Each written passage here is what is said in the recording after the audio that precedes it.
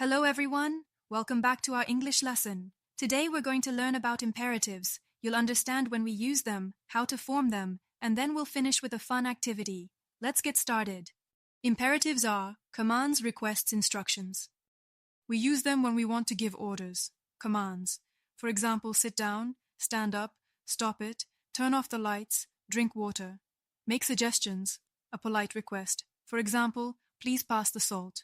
Follow me, please. Please close the door. Please call a cab. It is also a way to tell someone how to do something, an instruction, such as turn to the right, go straight, open your book on page 50, get some sleep and recover. How do we form an imperative? The great thing is that we don't need to change the verb for he, she, or I like we do in other tenses. We simply use the base form of the verb. Let's look at some examples. With go straight ahead.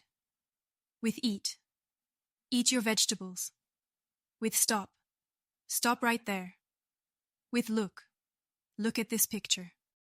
Or negative imperatives, we add don't before the verb. For example, don't go, don't look, don't touch. Here are a few more examples using imperatives. Go straight ahead.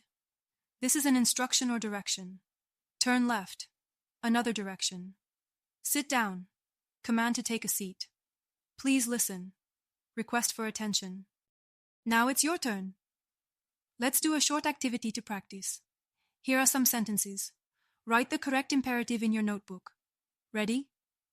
Pause the video and let's go. Here are the answers. Think about what we learned today.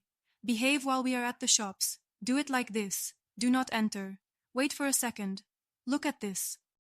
That's all for today's lesson on imperatives. Keep practicing, and soon you'll be giving directions and commands in English like a pro. See you next time.